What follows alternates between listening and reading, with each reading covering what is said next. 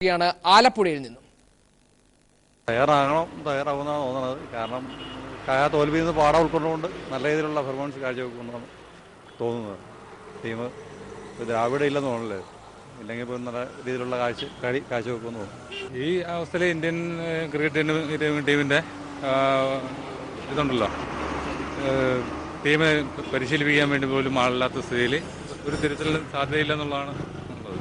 പക്ഷേ നമ്മുടെ ഭാഗത്ത് നിന്ന് പറയുകയാണെങ്കിൽ ഇന്ത്യൻ ടീം വിജയിക്കുക എന്നുള്ളതാണ് നമ്മുടെ ആവശ്യം. പക്ഷേ അതുണ്ടാവുമെന്ന് തോന്നുന്നില്ല. അവര് ഇപ്പം ടീം തന്നെ ശരിയല്ല. ഇപ്പോഴത്തെ സച്ചിനെ ഡ്രോപ്പ് ചെയ്തല്ല, പക്ഷെ അത് ശരിയല്ല. അവരെ തിരിച്ചെടുക്കണം, കാരണം എക്സ്പീരിയൻസ് വേണ്ട. നമുക്ക് തിരുത്തലിന് തയ്യാറാവുന്ന തന്നെയാണ് എൻ്റെ അഭിപ്രായം. കാരണം ഇപ്പോൾ ഉള്ള സെലക്ഷൻ കമ്മിറ്റി സെലക്ട് ചെയ്തിരിക്കുന്നത് കഴിവുള്ള പ്ലെയേഴ്സിനെ തന്നെയാണ്.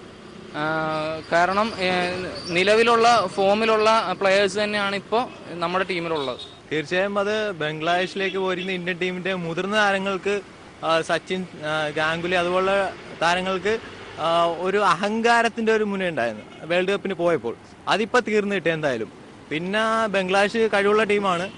അത് ചെന്ന് കഴിയുമ്പോൾ അവരുടെ അഹങ്കാരം കുറച്ച് അവരുടെ സ്വന്തമായിട്ടുള്ള കളിയിൽ കോൺസെൻട്രേറ്റ് ചെയ്യുകയാണെങ്കിൽ തീർച്ചയായും ഇന്ത്യക്ക് തന്നെയാണ് സാധ്യത. ഇന്ത്യൻ ടീം വേൾഡ് കപ്പിൽ തോറ്റെന്ന് നമുക്ക് ഇപ്പം തീർത്ത് പറയാൻ പറ്റത്തില്ല.